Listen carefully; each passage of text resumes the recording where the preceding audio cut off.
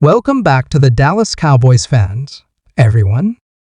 We're breaking down the unofficial Cowboys depth chart ahead of preseason week 1.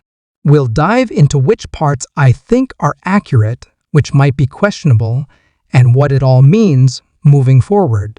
And yes, we'll touch on every position group: offense, defense, and special teams, so make sure you stick around for the whole breakdown. Before we get into it, a quick reminder, we are in a like battle this month against our friends over at the Raiders Report. My guy Mitch has the lead right now, but it's within reach. The gap is basically one good video. So if you haven't already, do me a favor like today's video to help us close that gap and take over first place. I appreciate the support as always. Let's start with one of the biggest takeaways from the depth chart: the apparent wide receiver battle. I say apparent because while the team listed Jalen Tolbert or Kavontae Turpin at R3, I think that tells us more about flexibility than a real toss-up for starting reps. For those unfamiliar, the OR designation on a depth chart usually means the coaching staff doesn't want to commit publicly yet. It's a placeholder for optionality.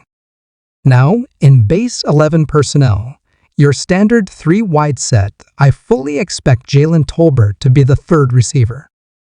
He's been solid through camp, and when the offense isn't running gadget plays, Tolbert is typically your go-to R3.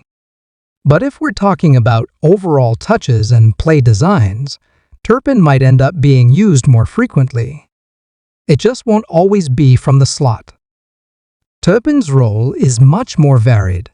He might line up as a running back in motion, as a gadget slot player, or in a 5-wide empty set package alongside Tolbert.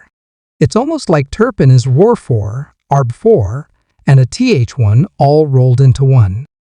He's also your primary return man. Honestly, I wish the NFL had a designated gadget slot on the official depth chart like Madden does. That's where Turpin would live.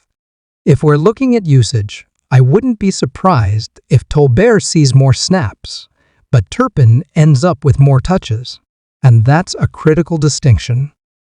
The coaching staff clearly wants to get the ball in Turpin's hands, even if he's not a traditional starter. Packages will be built around him.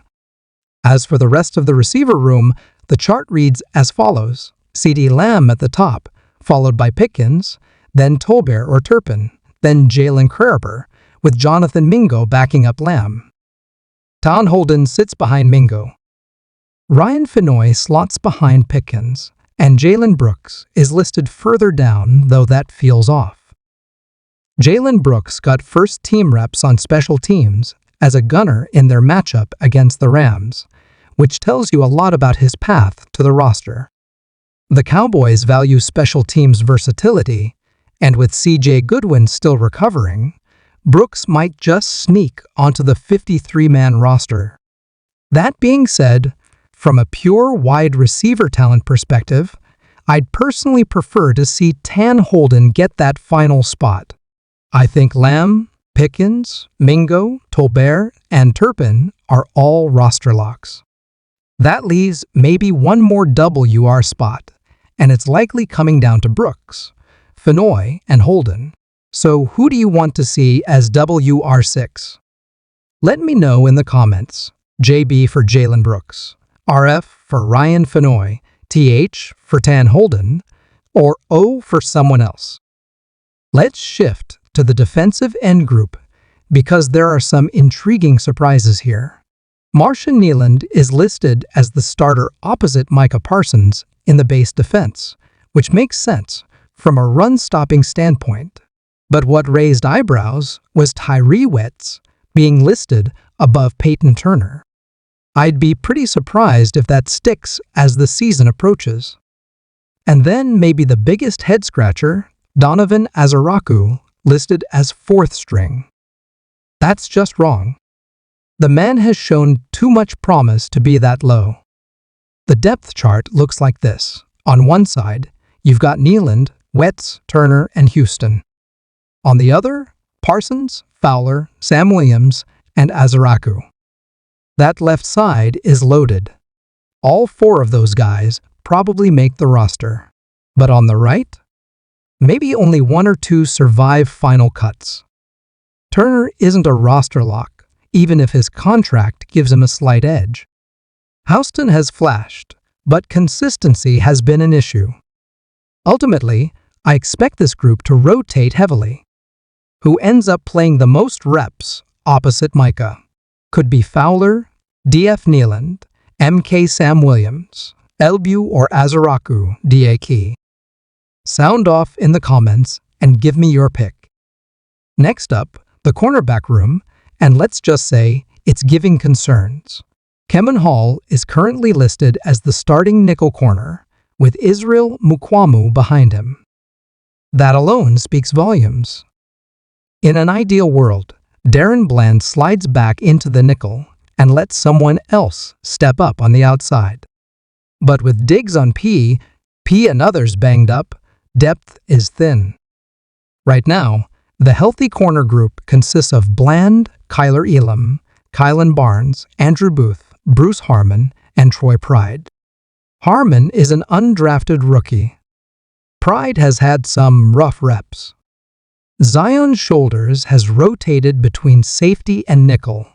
Robert Rella is a special teamer. CJ Goodwin too. Christian Matthews still hanging around. It's a thin group. If Diggs isn't ready by week 1, I'm not confident in the current options.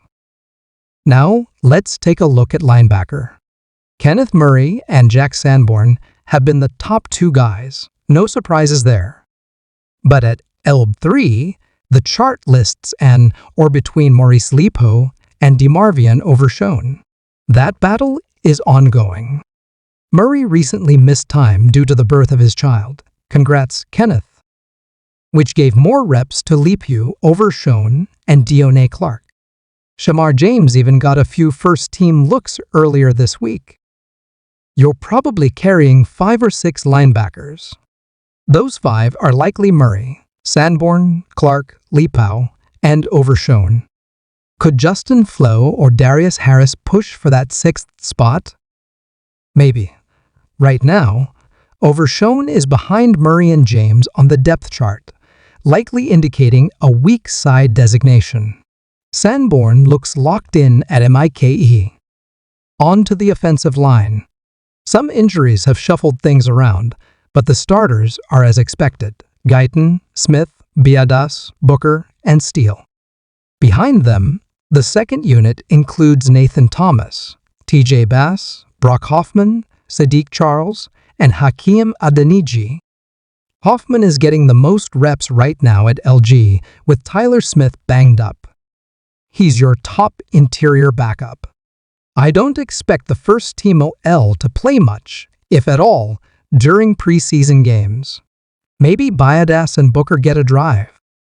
But mostly, we'll see guys like Austin Richards at LT, Jaron Christian at LG, and Johnny Cornelius at RT. I am curious whether Lael Collins sees any preseason action. We'll find out soon. Quarterback room? No surprises. Doc is Cubone. Joe Milton is QB2 for now. Will Grier is your emergency option. The coaches don't want to risk Milton's injury getting worse because they need someone to actually play in preseason. If he can't go and Grier gets banged up, yikes, we're talking about wide receiver emergency QB territory. So keep an eye on whether the Cowboys bring in another arm. At running back, the chart goes Javonte Williams, Miles Sanders, Jaden Blue, Deuce Vaughn, then Phil Mafua. Blue ahead of Vaughn feels about right given the recent reps. Hunter Luepke will make the roster thanks to his FB/RB/TE versatility. Tight end group, Jake Ferguson, Luke Schoonmaker, and a banged-up Peyton Hendershot remain your top 3. John Stevens was listed ahead of Princeton Font, but I think that's flipped in reality. Undrafted guys like Ronald Ferrather and Tyler Neville round out the group. Defensive tackle? You've got Oza Odigizua, Solomon Thomas, Ernest Brown, IV, and Tommy Akinbasote. Then Maisie Smith, J. Tia, Toya, Perrion Winfrey, and Denzel Daxon. Some of those guys have positional flexibility. Brown IV might be the most overlooked name on the roster. If you forgot he was still on the team, you're not alone. At safety, the depth chart continues to list Marquise Bell behind Malik Hooker, which I still don't agree with. Bell plays more like a box safety, while Wanya Thomas can handle deep coverage.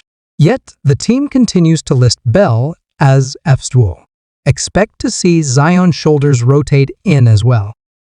And on special teams, your main trio is set: Brandon Aubrey, Brian Anger, and Trent Siege. Not